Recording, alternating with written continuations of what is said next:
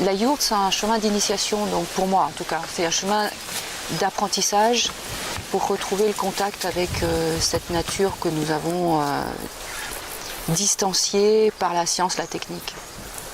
Donc la retrouver, mais la retrouver avec son intimité, avec son âme, avec son intériorité, et faire le lien, voilà. Et cette rencontre a été déterminante parce que j'ai compris que là, je pouvais réaliser une résilience par rapport à moi, mon vécu arrière qui était quand même assez douloureux, un vécu d'épreuve, et donc une résilience avec tout ce que ça portait d'artistique en même temps et de spirituel. Et en même temps évidemment de politique, puisque c'était, j'en voulais en faire ma propre maison. Politique dans le sens de se réapproprier la construction non seulement de soi, mais aussi de son abri vital, puisque j'avais décidé très vite d'en faire ma propre maison. Oui, la yourte pour moi c'est vraiment féminin. C'est le rapport au féminin, d'abord parce que c'est rond, parce que c'est intime, parce que le cercle est là tout le temps. Le cercle est là au sol, mais le cercle est là aussi cosmiquement, on va dire, là, dans le toit. Ce féminin, je l'ai ressenti tout de suite quand j'ai rencontré la yourte, et ensuite je l'ai développé par la fabrication. C'est-à-dire que ce qui est féminin, c'est utiliser les matériaux simples, non encombrants, non spécialisés, non techniques. Si c'est la femme qui veut réaliser sa maison, c'est pas une spécialiste, c'est quelqu'un qui touche un petit peu à tout dans sa vie, qui touche au domestique, qui sait faire beaucoup de choses, mais qui n'est pas une spécialiste patentée sur une technique particulière. Donc là, la yourte, il était possible de la prendre en charge par soi-même. Moi, j'étais, c'est vrai, un peu couturière, pas du tout menuisier. Et je me suis dit que ces perches, ça n'a pas l'air trop compliqué. Du bois, il y en a à la forêt, je peux aller le chercher. C'était accessible. Voilà, c'était totalement accessible de prendre un morceau de bois dans la forêt, de l'aiguiser, de tailler un peu ce qui sortait de partout et puis d'en faire des perches. C'est ça que j'appelle être féminin, c'est-à-dire qu'on sort pas de la maison, on n'est pas obligé d'aller dans des formations professionnelles compliquées, payantes, pour accéder à un savoir. Et tant pis si c'est pas très bien fait, tant pis si c'est pas au niveau, tant pis si le plancher est pas tout à fait droit. L'important c'est que ça tienne. Et j'ai eu la chance que ça a toujours tenu et ça continue à tenir. Donc là, vous voyez ce fameux lien de compression. Je l'ai attaché donc à une sorte de poignée que j'ai attaché donc à la petite fenêtre. Il est très tendu et il soutient ce treillis. Ce treillis, donc, lui, à ses intersections, il reçoit la perche qui est attachée avec uniquement des liens. Tout tient, non pas par la force, mais par la souplesse. C'est-à-dire que tout est tenu par des liens. Le treillis en lui-même, il est tenu aussi par des liens. De la ficelle, en fait. Voilà. Ici, vous avez de la ficelle. Il n'y a pas de morceau de fer. Voilà. Il y a des perles en bois, etc. Mais tout tient par la souplesse du lien, en fait. En fait, la yourte, c'est un peu comme un bateau. Donc là, je suis en train de fermer parce qu'il y a un peu de vent aujourd'hui. Voilà. Donc on passe pas mal de temps à ouvrir, fermer. Ça m'est arrivé de passer une nuit entière à tenir mes liens. Ça m'a appris quand même à stabiliser ma yourte après des tempêtes, quoi. Alors, maintenant, je sais que ça bouge plus, il y a des pierres, etc. Et puis ici, il n'y a pas beaucoup de vent. Mais voilà, la toile, c'est ça, c'est vraiment une tente, quoi. On est pris dans les éléments, dans le vent, la pluie, on entend tout. Donc moi, je sais que maintenant, je suis hors eau depuis quand même pas mal de temps. Et j'ai plus du tout d'infiltration à l'intérieur. Voilà.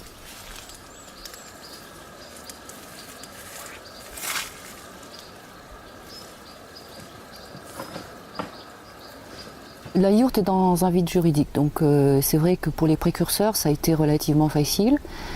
Maintenant, le succès de la yourte fait qu'il y a des problèmes d'installation, c'est normal. Il y a aussi une marchandisation de la yourte, évidemment, une récupération par le système capitaliste de cet objet d'art vernaculaire. Il y a quand même une différence entre la petite yourte tente telle que celle que vous voyez ici, et puis les yourtes beaucoup plus sophistiquées qui sont faites maintenant par des marchands avec qui il faut des camions pour monter la yourte, enfin qui sont plus des chalets ronds et qui, à mon avis, c'est légitime qu'elles rentrent dans le code de l'urbanisme et qu'elles soient soumises à des autorisations administratives.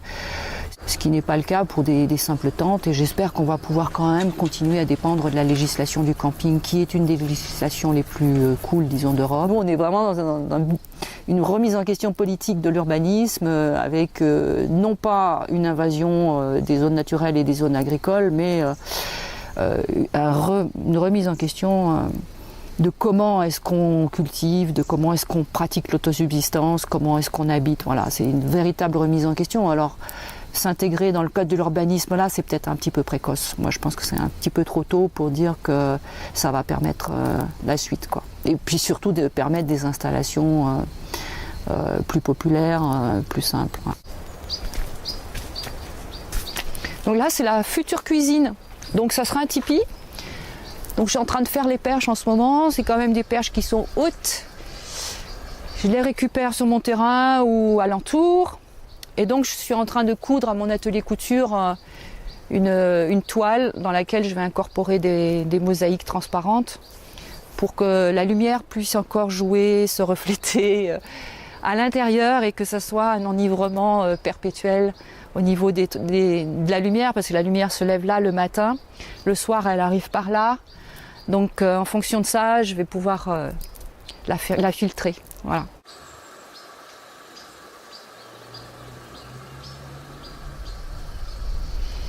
Là, vous avez une petite idée donc, du travail que m'a demandé ce terrain qui était totalement embroussaillé. Donc quand je suis arrivée, il a fallu quand même que je puisse passer. Donc j'ai utilisé pas mal de gants. Les gens ne se rendent pas compte que la simplicité, c'est beaucoup de travail. Ou alors peut-être qu'ils s'en rendent compte. Mais enfin bon, c'est quand même beaucoup de travail malgré tout. Parce que voilà, moi j'ai pas d'eau ici, donc je récupère mon eau. Il faut pour la récupérer que mes cuves soient propres. Quand l'été est fini, il faut tout nettoyer. L'eau, ça s'entretient. Je suis d'accord de faire ce travail-là qui me demande plusieurs heures chaque jour, etc. Et pareil pour mon bois. Je fais mon bois, et j'ai pas de tronçonneuse, hein. Donc je fais mon bois à la main.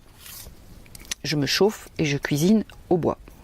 Bon, j'ai un petit appoint de gaz. J'arrive, ça m'énerve. Mais voilà, la vie quotidienne demande beaucoup de travail. Mais c'est du travail qui a du sens.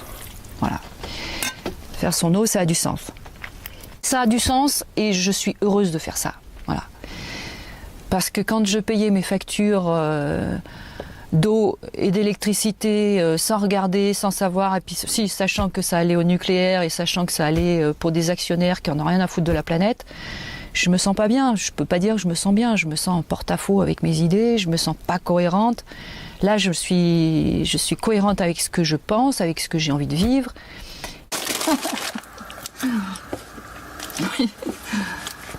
L'eau que je mets là-dedans, c'est donc de l'eau de pluie. J'ai fabriqué un sac. Dedans, j'ai mis un filtre en céramique à l'intérieur duquel il y a du charbon actif. Ça passe par là et ça tombe dans ma bouteille. Et c'est de l'eau très pure, de l'eau de pluie filtrée.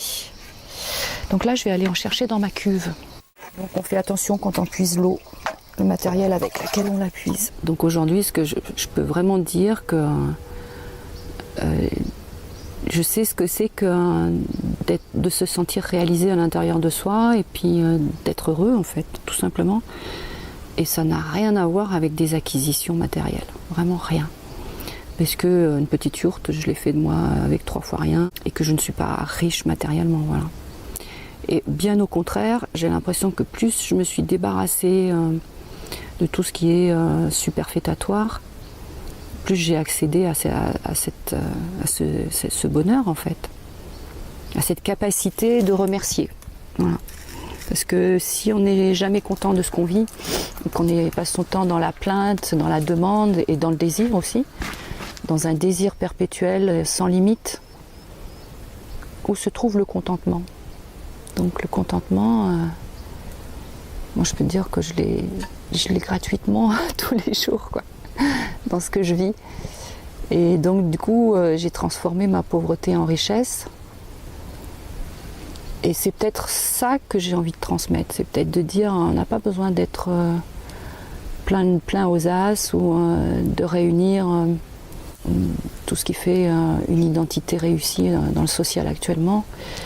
Et vraiment, avec peu de choses, on peut être heureux, avec très peu de choses. Et ça, c'est quelque chose qui est une vérité, à mon avis, fondamentale chez l'être humain, mais qui a été profondément détournée, malheureusement, profondément détournée. Et que chacun peut retrouver s'il a envie de s'écouter, s'il a envie de faire ce cheminement vers le vrai bonheur, en fait.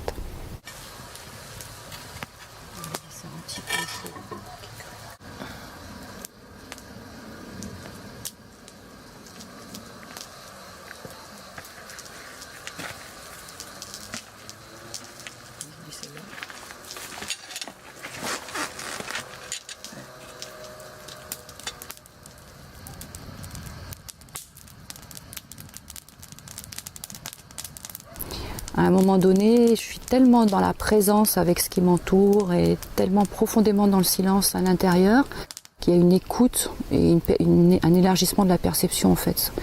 Et à ce moment-là, il y a une sorte de pétillement de joie qui est en train de se réveiller à l'intérieur. Et moi j'appelle ça le ravissement.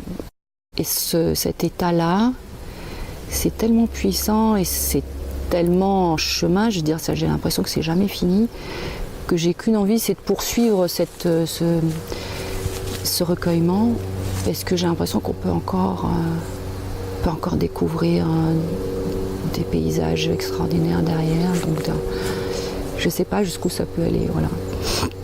Un état de fusion, en fait. D'amour, donc. D'amour, vraiment d'amour.